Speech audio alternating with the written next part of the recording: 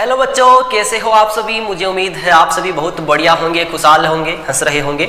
बच्चों, हम halo alkane और हेलो एरिन वाला चैप्टर पढ़ रहे थे, जिसके हमने मोनो हेलो एल्केन, जिसमें हमने मोनो हेलो एल्केन और डाई हेलो एल्केन के बारे में बहुत बढ़िया तरीके से पढ़ा। सबसे पहले उनके बेसिक के बारे में जाना कि मोनो हेलो एल्केन या हेलो एल्केन्स क्या होते हैं। तो मैं आपको बता दूं कि हेलो एल्केन में क्या होता है कि किसी भी कार्बनिक कंपाउंड में से यदि एक हाइड्रोजन की जगह एक क्लोरीन को जो है प्रतिस्थापित कर दिया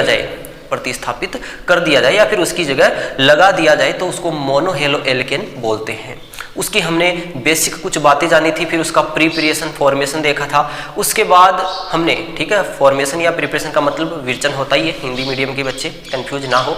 उसके बाद उसकी केमिकल रिएक्शंस देखी थी जो कि काफ़ी इंपॉर्टेंट थी, जिसमें कि आपकी जो एसन रिएक्शंस हो गई, एलिमिनेशन रिएक्शंस हो गई, रिएक्शन विथ मेटल्स हो गई, बहुत सारी रिएक्शन थी, इंपॉर्टेंट थी, वो हमने देखा। उसके बाद बारी आई थी डाई हेलो एल्केन्स की। डाई का मतलब जहां पर हमने क्या किया था बच्चों, जैसे डाई का मतलब आप जैसे ये कोई भी आपका कार्बनिक कंपाउंड है CH4, कोई भी एल्केन है, तो नॉर्मली जो भी हम हेलोजन डेरिवेटिव्स की हम बात कर रहे हैं, जो भी हेलोजन डेरिवेटिव्स है या हेलो डेरिवेटिव्स है, तो वो सब एल्केन से सबसे पहले उनकी स्ट्रक्चर को एल्केन के द्वारा हम समझ सकते हैं। अब देखो इधर ये मेथेन है, यदि इसमें हम क्या कर रहे थे कि एक हाइड्रोजन को रिमूव करके, यानी 3 हाइड्रोजन तो वैसे की वैसे ही है, लेकिन एक की जगह एक हेलोजन लगा दिया। हेलोजन का मतलब क्या होता है कि जो भी ग्रुप 17 के जो भी कंपाउंड है, जैसे कि FCl Br और I, इन सबको हम हेलोजन बोलते हैं और इन सभी को शॉर्ट में हम अक्स के द्वारा रिप्रेजेंट करते हैं। तो जहां पे भी अक्स आए तो आप समझ लेना कि हेलोजन की बात हो रही है। अब इसको हम बोलते थे नॉर्मली हेलो एल्केन या मोनो हेलो एल्केन भी बोल सकते थे। लेकिन बच्चों, अब यही CH4 आपके पास दोबारा से है, लेकिन हमने क्या किया, आपने बोला कि इस बार डाई हेलो एल्केन बनाना था, तो CH2Cl2 इस प्रकार से, यानी 2 हाइड्रोजन को हमने जो है प्रतिस्थापित कर दिया, चेंज कर दिया, किसके द्वारा, बाई हेलोजन के द्वारा। यहाँ पे देखो CH4 में से 2 ही H2 बचे, क्योंकि यहाँ पे 2 की जगह अब यहाँ पर हेलोजन ग्रुप आ चुके हैं, तो इसको हम डाई हेलो एल्केन बोलते थे। क्या बोलते थे? डाई हेलो एल्केन्स या डाई हेलो डेरिवेटिव्स, मीनिंग्स जो भी हो आप देख लेना। अब इसको भी आपने अलग अलग प्रकार से खैर कैटेगराइज किया था, जो हमने वीडियोज में पिछले में अच्छे तरीके से देख लिया था कि यदि दोनों हेलोजन एक ही कार्बन के ऊपर हो तो उसको जेमिनल बोलते थे, बिल्कुल पास वाले के ऊपर हो तो उसको विसिनल बोलते थे, और अंतिम सिरों के ऊपर हो तो फिर उसको अल्फा ओमेगा डाई हेलोजन बोलते थे। लेकिन अब इस वीडियो में हम बात ना ही तो मोनो हेलो एल्केन्स की कर रहे हैं और ना ही डाई हेलो एल्केन्स की कर रहे हैं, क्योंकि वो सब हमने पढ़ लिया है। इसका मतलब काफ़ी ज़्यादा प्रॉफिट तो हमें मिलने ही वाला है, क्योंकि अब बहुत एफर्ट हमको नहीं लगाना पड़ेगा। ठीक है, तो आज की वीडियो में हम स्टार्ट करने जा रहे हैं ट्राई हेलोजन डेरिवेटिव्स के बारे में या फिर ट्राई हेलो एल्केन्स के। इधर देखो आप बच्चों कि आज की वीडियो में हम सबसे पहले तो क्या पढ़ने वाले हैं, ट्राई हेलोजन डेरिवेटिव्स।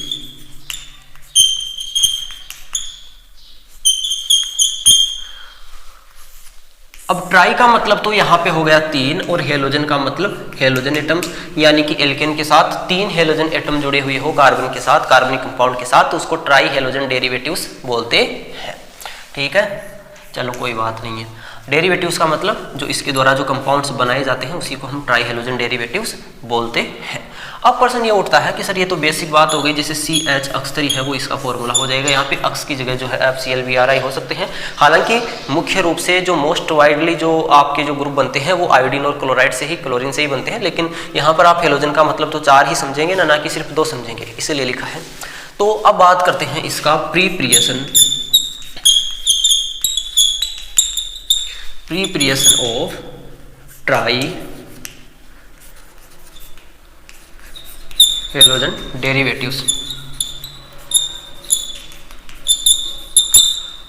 हाँ, एक चीज और आप जैसे यहाँ पे CHCl3 होता तो इसको हम क्या बोलते थे, इसका नाम आप सबको याद हुआ, क्लोरोफॉर्म। इसका मतलब जो भी ट्राई हेलोजन डेरिवेटिव्स है इनको हम हेलोफॉर्म भी बोल सकते हैं, शॉर्ट में क्या बोल सकते हैं, हेलोफॉर्म भी बोल सकते हैं। इसका मतलब जो प्रिपरेशन होगा ट्राई हेलोजन डेरिवेटिव्स का, जो फॉर्मेशन होगा, जो प्रिपरेशन होगा, जो इनका निर्माण होगा, वो जिस रिएक्शन की मदद से होगा उसको हम क्या बोलेंगे, बाई हेलोफॉर्म रिएक्शन। तो कुल मिला के बच्चों आपको एक चीज समझ में आई कि ट्राई हेलोजन या ट्राई हेलो डेरिवेटिव्स का मतलब तो ये हुआ कि जिसमें 3 हेलोजन परमाणु मौजूद हो। इनका फॉर्मेशन किसके द्वारा कर सकते हैं, इनका प्रीप्रिएशन या क्रिएशन किसके द्वारा कर सकते हैं, तो हेलोफॉर्म रिएक्शन के द्वारा ट्राई हेलोजन डेरिवेटिव्स का निर्माण होता है। आखिर ये हेलोफॉर्म रिएक्शन क्या है, हेलोफॉर्म रिएक्शन क्या है और किस प्रकार से कौन कौन से जो ग्रुप है वो इस रिएक्शन को दर्शाते हैं, तो इसके लिए आप लिख लो कि compounds who has structures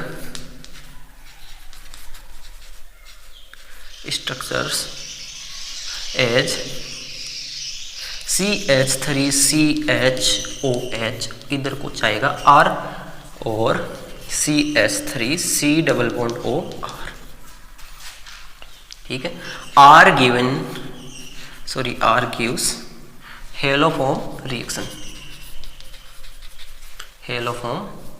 reaction, मतलब कि ऐसे कंपाउंड जिनकी स्ट्रक्चर, जिनका फिगर इस प्रकार का होगा वो ही कंपाउंड्स क्या करेंगे, हेलोफॉर्म रिएक्शन देते हैं। क्योंकि हम क्या पढ़ रहे हैं, हम preparation of try halogen derivatives, और अब से मैं इसको सिर्फ हेलोफॉर्म बोलूंगा, यानी हेलोफॉर्म का निर्माण हमें करना है, जो किसके द्वारा कर सकते हैं, हेलोफॉर्म अभिक्रियाओं के द्वारा हम कर सकते हैं। हेलोफॉर्म अभिक्रियाओं के लिए पहली शर्त यहाँ पे बता दी गई है कि सिर्फ वही कंपाउंड हेलोफॉर्म अभिक्रिया में भाग ले सकते हैं जिनका फिगर इस प्रकार से होता है। कहने का मतलब कौन कौन से ग्रुप आगे, क्योंकि क्वेश्चन हमको मिलने वाले हैं, क्वेश्चन किस प्रकार से मिलेंगे, आपको 5 ही कंपाउंड मिल जाएंगे और आपको बताना होगा कि इनमें से कौन कौन से कंपाउंड जो है वो हेलोफॉर्म रिएक्शन जो है वो प्रेजेंट करेंगे, दिखाएंगे। तब आपको देखना है कि पूरे कंपाउंड में मेजर कार्बन के एक तरफ तो CH3 ग्रुप होना चाहिए, सिर्फ CH3, और उसके पास कम से कम एक ऑक्सीजन कनेक्ट होना चाहिए, बाकी दूसरी तरफ एल्किल ग्रुप, ठीक है। यहाँ पर H, R का मतलब क्या हो जाएगा, वेयर R इज, या R इक्वल टू हो सकता है या तो कोई भी एल्किल ग्रुप, या फिर हो सकता है कोई भी हाइड्रोजन एटम। R का मतलब तो इस तरफ तो कुछ भी हो सकता है, लेकिन इतनी तो स्ट्रक्चर सेम टू सेम रहनी चाहिए, ठीक है। इतनी बात आपको समझ में आ गई कि हेलोफॉर्म रिएक्शन कौन कौन से कंपाउंड देंगे। अब हम देखते हैं कि आखिर इस हेलोफॉर्म रिएक्शन में होता क्या है। अब देखो बच्चों, हेलोफॉर्म रिएक्शन का सबसे पहला स्टेप तो क्या होता है कि सबसे पहले स्टेप में, स्टेप्स के हिसाब से आप इसको समझिए जिसे याद रहे कि जैसे आपके पास ये वाला कंपाउंड था CH3CHOH, इधर R। तो पहला काम, एक चीज जब भी हम कोई भी काम करते हैं, कोई भी रिएक्शंस पढ़ते हैं, तो सबसे पहला तो जो चीज है, जो स्टेप है वो है कि आपके माइंड में तुरंत यह रहना चाहिए कि आपको किस चीज का फॉर्मेशन करना है, क्योंकि हम तभी तो उस डायरेक्शन में आगे बढ़ते चले जाएंगे। माइंड में तुरंत आएगा कि यार इस चीज का फॉर्मेशन तो इस चीज को रिमूव करने से या इस चीज को ऐड करने से हो सकता है, तो काफी हेल्प हमको मिलती है। तो हमें क्या करना है कि यहाँ पर देखो ये फिगर बनाना है, यानी इस कार्बन से 1 तो 3 को रिमूव करके अक्स लगाना है और पास साथ में एक हाइड्रोजन यहाँ पे रहेगा तो चलेगा। तो इसके लिए पहला काम है कि यहाँ से जो हाइड्रोजन है, मैक्सिमम जितने भी हाइड्रोजन है ये ग्रुप से इसको हटाया जाए।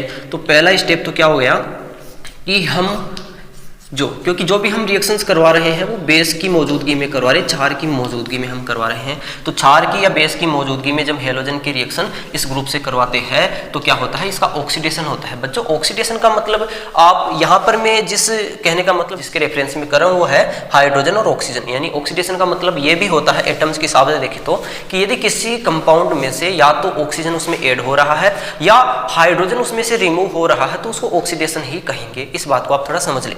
तो यहाँ पर हम क्या करेंगे, ये दोनों अक्स इन दोनों H को लेके यहाँ से रिमूव हो जाएंगे। तो यहाँ पर देखो बॉन्डिंग में थोड़ा सा चेंज आपको देखने को मिलेगा। क्या होगा कि यहाँ पर C डबल बॉन्ड O आ जाएगा और इधर R रहेगा, ठीक है। तो इस स्टेप को हम बोल सकते हैं ऑक्सीडेशन। साथ में इधर क्या बना, आप इधर देख लो कि ट्वाइस, देखो 2 अक्स है 2 H, तो क्या बन गया ट्वाइस H अक्स।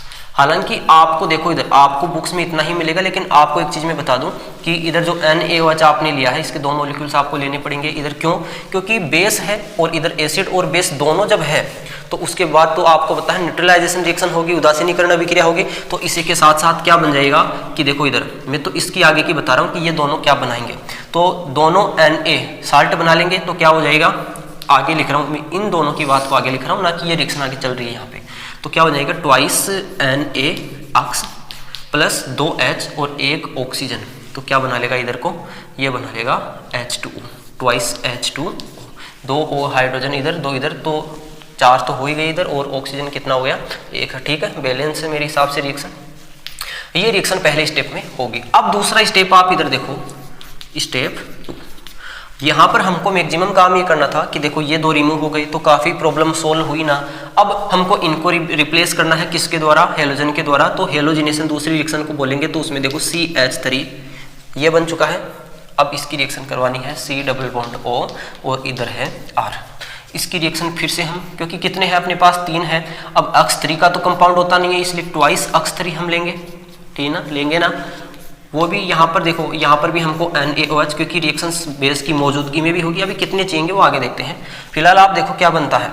तो आपको पता है कि सॉरी इधर 3 लेने पड़ेंगे ना, 3 है तो 3 दूनी 6 अक्स है, 6 में से 3 के साथ इधर बॉन्डिंग हुई तो क्या बन गया CH3, CH3 C double bond O और इधर है बच्चों R, है ना R। अब देखो इधर 3 तो यहाँ पे X निकल चुके, बचे हुए 3 क्या करेंगे, बचे हुए 3 इन हाइड्रोजन के साथ बॉन्डिंग कर लेंगे तो प्लस में 3HX बन जाएगा, 3HX। फिर से मैंने बोला कि यहाँ पे बेस मौजूद है, बेस मौजूद है तो एसिड के साथ क्रिया करके न्यूट्रलाइजेशन रिएक्शन करेंगे, उदासीनीकरण अभिक्रिया करेंगे। कौन कौन सा, ये वाला बेस और ये जो प्रोडक्ट में एसिड बना वो। तो कितने चाहिए हमको, 3 ही चाहिए ना, 3 चाहिए। तो यहाँ पर भी इसमें भी 3 एसिड का बेस और एसिड काम आए तो यहाँ पर फिर से 3NaOX बन गया, आपकी जो है इच्छा से, आपके आशीर्वाद से बने हैं। और बचे हुए क्या हो जाएंगे, 3H2 मॉलिक्यूल्स इधर को बन जाएंगे। तो आप काउंट कर सकते हैं, इधर 2H2 इस स्टेप में बने, फिर 3 इसमें बने। इसकी बात करें तो 3NaX इधर बना और 2 देखो इधर बना, तो 5 तो बन चुके हैं। लेकिन अब तक यहाँ पर हमने ये प्राप्त किया, लेकिन फिर भी हमें CHX3 या फिर हमें हेलो फॉर्म प्राप्त नहीं हुआ। तो अब हम क्या करेंगे, स्टेप 3, इसको आप क्या बोलोगे, हेलोजन यहाँ पे जुड़ रहे तो हेलोजिनेशन बोल सकते हो इस स्टेप को आप, हेलोजिनेशन, ठीक है। अब देखो स्टेप 3 क्या होगी, स्टेप 3 बिल्कुल आसान है। आपके पास कंपाउंड है इस प्रकार से CH3 C double bond O R, ठीक है। अब इसकी रिएक्शन हमको क्या करना था, हमारा काम था कि ये पूरा यहाँ से आउट हो और यहाँ पे एक हाइड्रोजन लग जाए। तो इसके लिए हम क्या करेंगे, इसकी रिएक्शन करवाएंगे हम NaOH से, फिर से करवाएंगे तो क्या होगा कि ये जो Na है पूरा का पूरा, तो क्या कंपाउंड बनेगा, इधर आप देख लेना, इधर कंपाउंड बनेगा सबसे पहले तो, और ये हाइड्रोजन जो आपको दिख रहा है ये इसके साथ जुड़ी जाएगा तो CHX3, ये लो भैया आपका हेलोफॉर्म बन चुका है। और बचा हुआ क्या बन जाएगा, देखो इसको मैं इस प्रकार COONA, देखो किस प्रकार से RCOONA, ठीक है, इस प्रकार से इसको लिख दिया है। सोडियम एसीटेट इसका जो है नेम हो जाएगा। यहाँ पे ये जो प्रोडक्ट बना, मेजर प्रोडक्ट बना, इसको बोलेंगे हेलोफॉर्म या ट्राई हेलोजन।